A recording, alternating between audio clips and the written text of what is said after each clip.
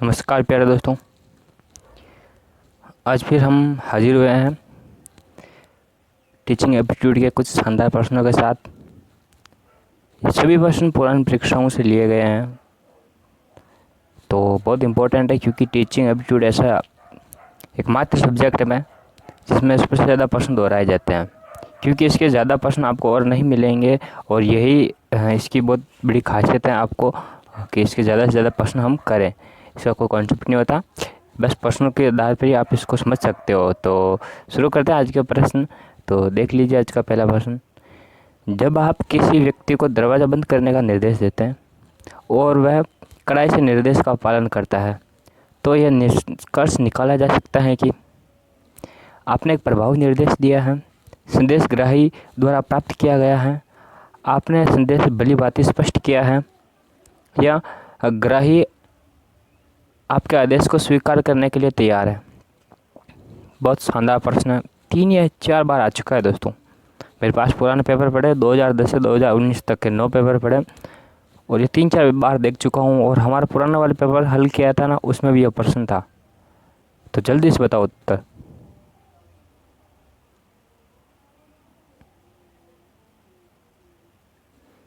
हाँ तो दोस्तों बिल्कुल सही बता रहे हो आप कि आपने जो निर्देश दिया ना वो प्रभावी है। आपके प्रभावी निर्देश के कारण उसने ये कार्य किया दरवाजे बंद करने का। तो आपका निर्देशन बहुत अच्छा है जिस कारण आप ये कर पाए। ठीक है, समझ में आ गया। अगला देखते हैं। अगला प्रश्न है, कक्षा कक्ष में संचार निर्भर करता है किस पर? शिक्षक की स्पष्ट करने की क्षमता पर, विषय के कठिनाई स्तर पर, विद्यार्थियों की योग्यता पर, कक्षा अंतःक्रिया पर। ये भी दोस्तों 2 या 3 बार तो आ चुका है प्रश्न। इम्पोर्टेंट प्रश्न है, इसको पहले लेने का कोशिश की मैंने। तो जल्दी से उत्तर बता दो आप। फास्ट। हाँ दोस्तों बिल्कुल सही बता रहे हो आप। जो कक्षा की जो अंतःक्रिया होती है ना, टीचर और स्टूडेंट के बीच में जो संवाद होता है, वही कक्षा संचार या अधिगम को प्रभावित सबसे ज़्यादा करता है। तो उत्तर क्या हो जाएगा? कक्षा अंतःक्रिया पर। ठीक है, ये ऑप्शन कंप्लीट हो गया इसका। अगला देखो। एक शिक्षक को करना चाहिए, क्या करना चाहिए? अधिकाधिक मात्रा में धन कमाना चाहिए, छात्रों के शैक्षिक उत्थान के लिए प्रयास करना चाहिए, छात्रों के हित के कार्य करना चाहिए, या छात्रों की देखभाल करना चाहिए। जल्दी से उत्तर दो। हाँ तो आपने अपना उत्तर सोच ही लिया होगा। बिल्कुल शानदार। कैसा है दोस्तों का जवाब आ रहा है? हाँ तो दोस्तों बिल्कुल सही बता रहे हो। एक परसेंट भी गलती नहीं करनी, हापड़ना नहीं है वहाँ पे जाके।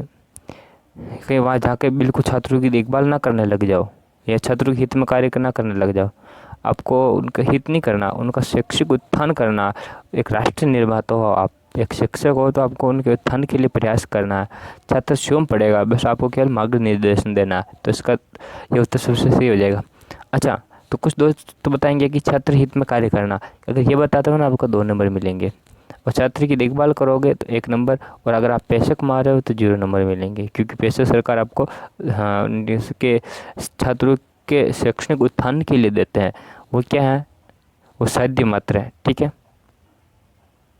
सॉरी साधन मात्रा है। साध्य क्या है? शैक्षणिक उत्थान है। ठीक है, अगला देखो। ग्रामीण क्षेत्रों में विद्यालय छोड़ने वालों की सर्वाधिक दर का कारण है। जो गाँव के लोग जो बच्चे जो होते हैं ना, वो क्या होते हैं, बीच में स्कूल छोड़ देते हैं और उनके बहुत सारे कारण होते हैं। उनमें से कुछ कारण यहाँ पे दिए हैं। आपके अनुसार कौन सा कारण सबसे ज़्यादा महत्वपूर्ण है? बताइए जल्दी से। पहला ऑप्शन है अप्रासंगिक पाठ्यक्रम, दूसरा गरीबी, तीसरा त्वरित रोजगार के लिए उत्सुकता, चौथा है शिक्षकों के साथ अनुपयुक्त पारस्परिक संबंध। दोस्तों ये प्रश्न आपकी सोच पर डिपेंड करेगा कि आप एक शिक्षक के रूप में कैसी सोच रखते हो। यहाँ पर दोस्तों वास्तविक आंसर कुछ अलग भी हो सकता है, आप उनसे असहमत भी हो सकते हो। परंतु जो दोस्तों आप जो सकारात्मक जो सोच रखते हो ना, ये सकारात्मक सोच का ही टीचिंग एप्टीट्यूड नाम का एक प्रश्न पत्र आता है आपके पास। तो इसके लिए बिल्कुल सही सोचिए एकदम ठंडे दिमाग से।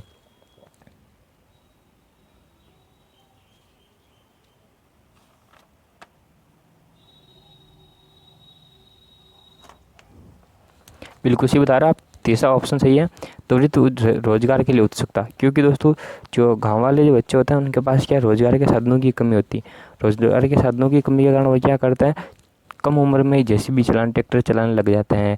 कोई कहीं पे मतलब खानों में काम करने लग जाता है, कारखानों में काम करने लग जाता है, क्योंकि उनके पास संसाधनों की कमी होती है। जो अच्छे बड़े परिवार है, कुलीन वर्ग के हैं, वो बच्चों को खेती में लगा देते हैं, या मतलब कुलीन तो बहुत ज़्यादा हो जाएगा, मतलब मध्यम वर्गीय होता है ना, वो खेती में लगा देते हैं। ठीक है, इस प्रकार की समस्याएं गांव में ज़्यादातर आती हैं। तो अगला देखो। एक शिक्षक अपने छात्रों से मधुर संबंध किस प्रकार स्थापित कर सकता है। अब आपको अपने स्टूडेंट के साथ अच्छे संबंध स्थापित करना है, तो आप क्या करोगे, उनसे सदैव हंसी मजाक करके, उनसे उचित दूरी बनाकर, उनकी समस्याओं को सुनने के बाद उनका निदान करके, और छात्रों को अपना मित्र बनाकर। जल्दी बताओ। हाँ, बिल्कुल सही बता रहे हो।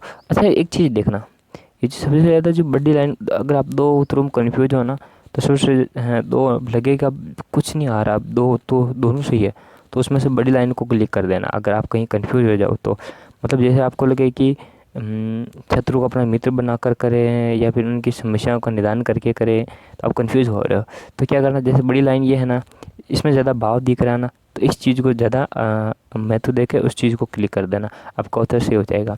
यहाँ पे आपको वैसे भी दिख रहा है कि उनकी समस्याओं को सुन के, उनकी समस्याओं को सुन के आप उनके साथ मधुर संबंध स्थापित कर सकते हैं, तो इसका ये सही हो जाएगा। ठीक है, अगर देखो प्रश्न है, यदि कुछ निर्धन छात्र आपसे अतिरिक्त समय में पढ़ना चाहते हैं तो आप क्या करेंगे, उनको ट्यूशन लेने के लिए कहेंगे, उन्हें टालते रहेंगे, आवश्यकता अनुसार समय समय पर उनकी कठिनाइयों को पूरा करेंगे, उन्हें किसी अन्य शिक्षक के पास भेजेंगे। जल्दी से शानदार सा उत्तर बता दीजिए आप इसका।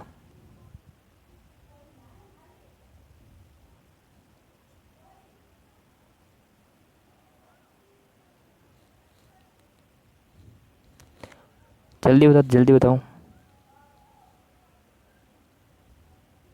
हाँ, बिल्कुल सही बता रहे हो, तीसरा ऑप्शन सही है इसका।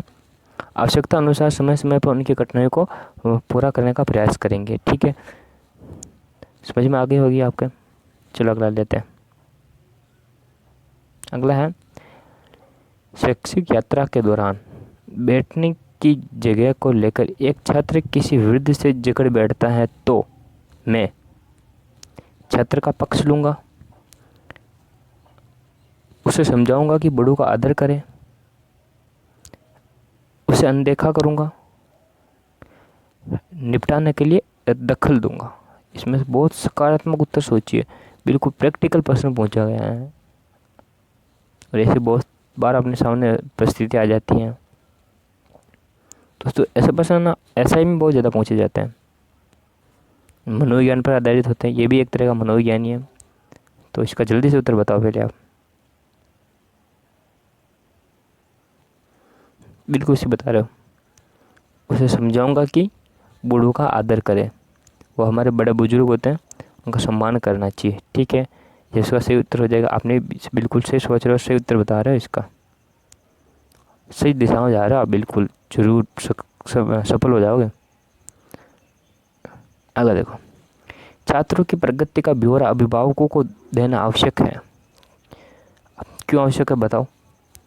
इससे अभिभावक अपने छात्रों की प्रगति जान सकते हैं, इससे अभिभावक को ट्यूशन लगाने की उचित सलाह मिलती है, ऐसे से बच्चों में डर बना रहता है, या बच्चे अभिभावकों को गलत जानकारी नहीं दे सकते। जल्दी से बता दो इसका सही उत्तर।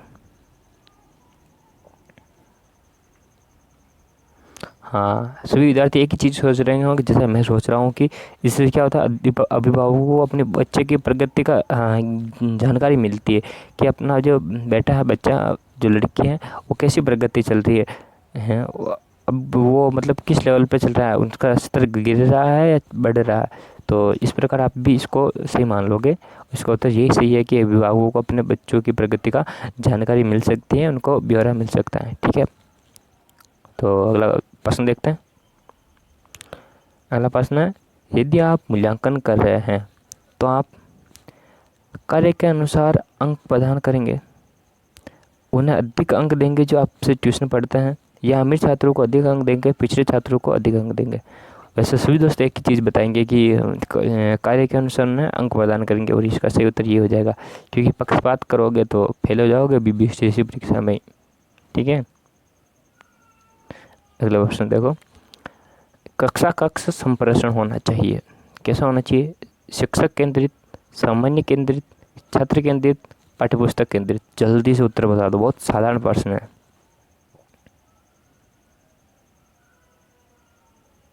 अच्छा, जो अधिक ये अंतःक्रिया होती है कक्षा में, वो किन किन के बीच होती है? उसके 3 आयाम होते हैं।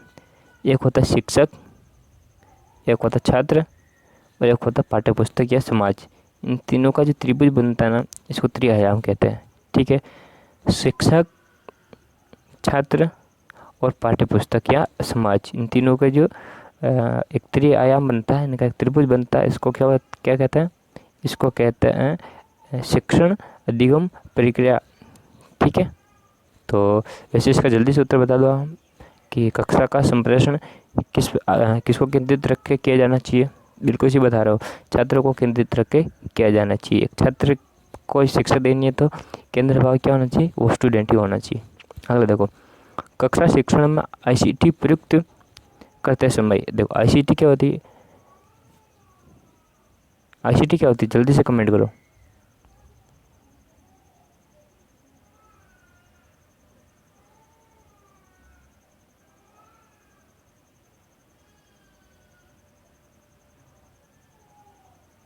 दोस्तों, एक कंप्यूटर कक्षा होती है। क्या होती है? कंप्यूटर कक्षा होती है, जिसमें से बच्चों को कंप्यूटर और कंप्यूटर से संबंधित विभिन्न चीज़ें सिखाई जाती है। ठीक है, आईसीटी क्लासरूम सभी विद्यालयों में वैसे अब तक तो विकसित हो गए होंगे, तो आप जानते ही होंगे इस चीज़ को। ठीक है, अब इसके ऑप्शन देखो कि जो आईसीटी का जो प्रयोग करोगे उसमें क्या करना होगा। अध्यापक की आवश्यकता नहीं रहेगी, स्टूडेंट खुद ही सीख लेंगे क्या बिना अध्यापक के। या फिर अगला देखो, अध्यापक के लिए कार्यभार अधिक हो जाएगा। क्या आप इसे नेगेटिव रूप में लोगे कि टीचर पर भारी बोझ हो गया तो? या फिर तीसरा देखो, अध्यापक की भूमिका समन्वयक के रूप में रहेगी। और चौथा देखो, अध्यापक की भूमिका केंद्रित हो जाएगी या केंद्रीय हो जाएगी।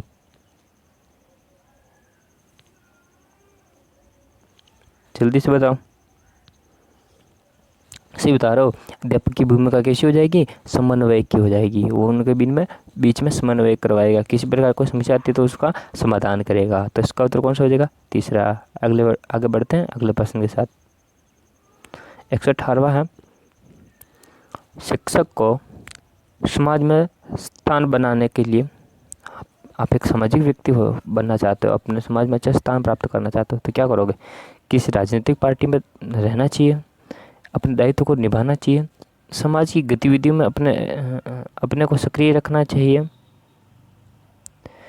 और अधिक से अधिक धन संचय करके अपने प्रभाव को बढ़ाना चाहिए।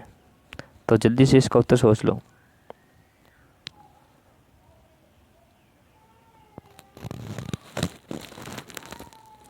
हाँ, बिल्कुल सही बता रहे हो आप, जरूर सफल हो जाओगे। टीचर जब अपने दायित्व का, अपने जो कर्तव्य का पालन करेगा ना, तब क्या होगा? वो समाज में अच्छा स्थान प्राप्त करेगा। ठीक है, अगला देखें। चलो अगला देखते हैं। एक अध्यापक के रूप में आप अपना शाम का समय किन कार्यों में लगाना पसंद करेंगे? राजनीतिक चर्चा में, मनोरंजन कार्यों में, धन प्राप्ति के अन्य कार्यों में, सामाजिक कार्यों में?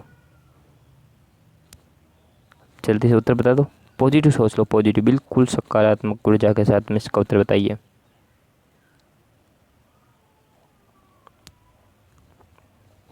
बहुत सारे मित्रों का जवाब आ रहा है सामाजिक कार्यों में, तो उनको बता दूं आपका उत्तर बिल्कुल सही है, जिनका उत्तर भी सामाजिक कार्यों में है। क्योंकि एक स्टूडेंट, देखो इसमें देखो एक चीज़ बता देता हूँ आपको। जब एक टीचर है ना, उसको समय का सदुपयोग करना, तो अगर इसमें ऑप्शन आ जाता है कि आप अध्यापक पढ़ने में करेंगे तो भी सही हो जाता। और आप एक विद्यार्थियों को जो अपने कक्षा में विशिष्ट है, जो मतलब मंदबुद्धि के हैं उनको बढ़ाने में तो भी सी हो जाता, और विभिन्न प्रकार के सामाजिक कार्य करेंगे तो भी सी हो जाएगा। इसके तीनों उत्तर से हो जाते हैं, तो इस चीज़ का विशेष ध्यान रखिए। सबसे ज़्यादा सही कौन सा होगा? मंदबुद्धि वाले विद्यार्थियों के लिए प्रयास करने का। ठीक है, चलो आगे बढ़ते हैं। अगला देख लो, सफल शिक्षक वही है जो अच्छे अंक देता है, नियमित गृह कार्य देखता है, कठोर अनुशासन रखता है, छात्र की प्रगति के प्रति सजग रहता है। जल्दी से सोच लो उत्तर। अच्छा दोस्तों, चैनल को सब्सक्राइब जरूर कर लेना अभी तक नहीं किया तो, ताकि आपको ना वीडियो ऐसे निरंतर मैं रोज़ क्लास डाल रहा हूँ तो आपको मिल जाए, आपको हेल्प ज़रूर मिलेगी। क्योंकि इनमें से मैं गारंटी रहता हूँ 30-35% तो इनमें से ही आएंगी जो मैं डाल रहा हूँ। ठीक है, क्योंकि मैं सारे पुराने प्रश्न ले रहा हूँ, और भी बहुत शानदार प्रश्न ले रहा हूँ जो आने वाला लायक है, और उन पुस्तकों से ले रहा हूँ जो अपरिहार्य है, जो ऑथेंटिक है।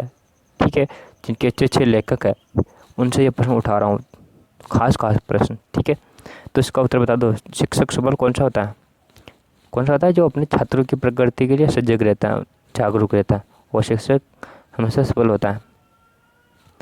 अगला देखो, यदि एक छात्र लगातार विद्यालय में विलंब से आता है तो क्या करेंगे आप?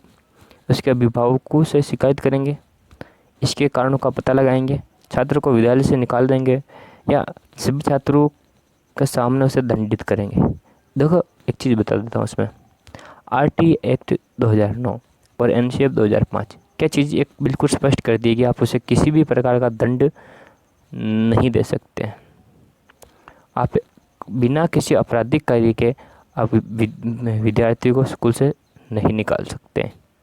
ठीक है, अभिभावकों से शिकायत तो कर सकते हो, पर कब करोगे? जब आपके कहने पर विद्यार्थी नहीं मान रहा, वो अंतिम प्रयास एक ही बजाता है कि अब आपको शिकायत करनी पड़ेगी। तो उससे पहले क्या करोगे? उससे पहले आप कारणों को पता लगाएंगे कि विद्यार्थी क्यों लेट आ रहा है, बस नहीं आ रहे समय पर, या फिर उसके आने जाने की कोई सुविधा नहीं है। विभिन्न प्रकार के कारणों का पता लगाएंगे। उत्तर सही कौन सा हो जाएगा? ऑप्शन 2। ठीक है, ध्यान रखना। अगले प्रश्न देखो, शिक्षक के रूप में कब अतिरिक्त उत्तरदायित्व लेना चाहिए? नए ज्ञान प्राप्त करने के लिए, प्रशंसा के लिए, पदोन्नति के लिए, या सहयोग के लिए? किस भावना से आप नया उत्तरदायित्व लोगे? यही मतलब प्रमोशन कब लेना चाहोगे, किस भावना के साथ लेना चाहोगे?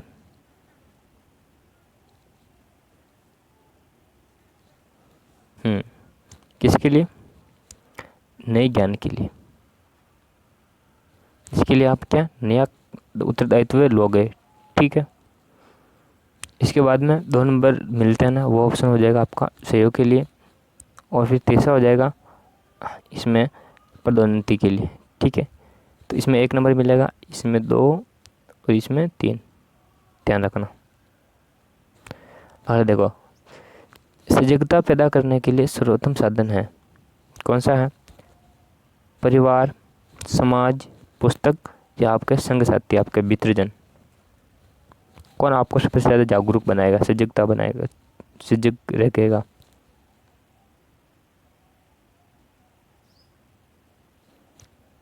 पुस्तक आपको सबसे ज़्यादा जागरूक बनाती है।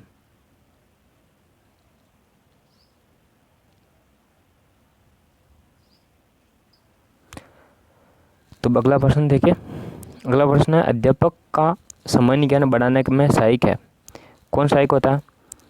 छात्र, पत्र पत्रिकाएं, साथी अध्यापक, या परिवारजन?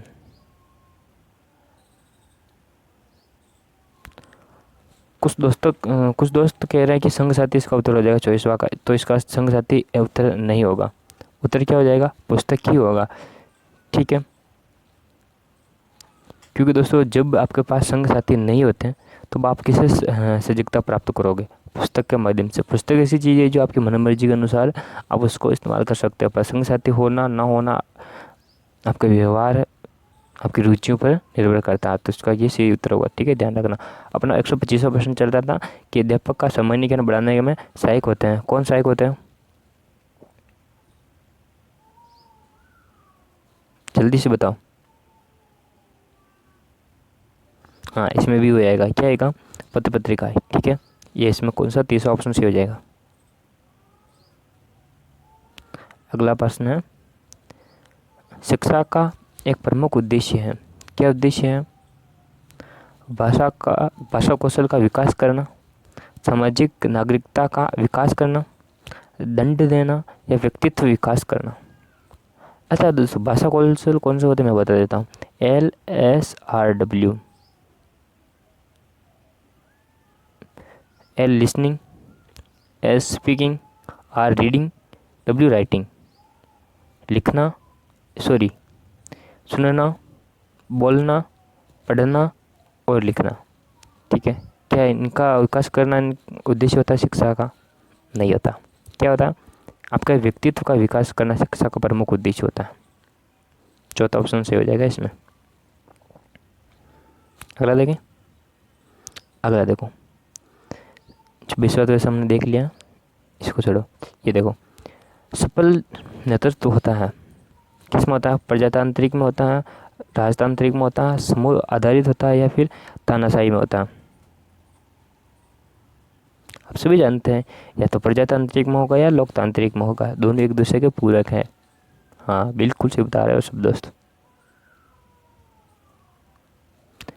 बहुत इंपॉर्टेंट प्रश्न देखो, अध्यापन व्यवसाय में शिक्षक ट्यूशन करते हैं क्योंकि, देखो ट्यूशन क्यों करते हैं वो देखो, छात्र उन्हें ऐसा करने के लिए बाध्य करते हैं, उनकी धन लोलुपता बढ़ गई है, उनका वेतन कम है, स्वयं के ज्ञान में अभिवृद्धि होने से वे अपने ज्ञान का प्रसार करना चाहते हैं। बिल्कुल सही उत्तर सोचो एकदम।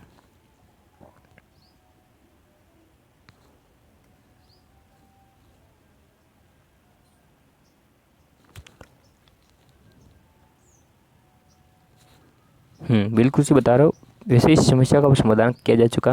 पहले क्या होता कि जो विद्यार्थी थे उनकी वेतन बहुत कम होता था। वेतन कितना होता था? बहुत कम होता था, 20-25 हज़ार होते थे। अब तो 40-45 कर दिया 7वां वेतन आयोग लागू होने से। तो उनके वेतन कम होने के कारण वो ट्यूशन पढ़ाते थे ताकि घर खर्च अच्छे से निकल जाए। सकारात्मक उत्तर होगा ये, भले वास्तविक कारण कुछ और ही हो।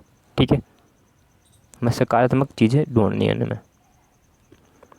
अगला प्रश्न देखो, शिक्षक द्वारा छात्रों को दी जाने वाली शिक्षा निम्नलिखित होना चाहिए। निम्न नहीं होना चाहिए। निम्न मतलब क्या होता है? नीचा। नीचा मतलब गिरा हुआ, तो इसका ये गलत हो जाएगा। हिंदी आप अगर पढ़ते हो तो इस चीज़ का बहुत ध्यान रखना। ठीक है, निम्न चीज़ कभी नहीं बोली जाएगी, निम्नलिखित होना चाहिए। निम्नलिखित से संबंधित होनी चाहिए। किससे होनी चाहिए?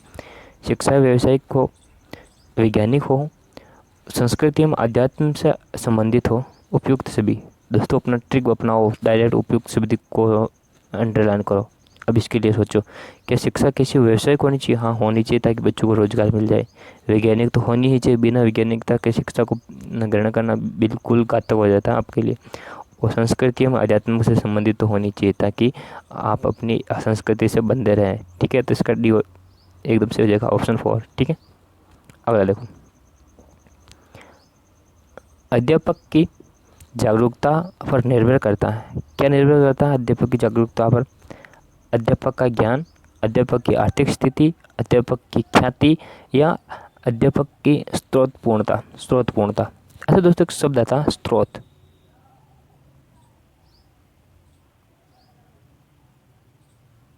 यह है स्रोत शब्द।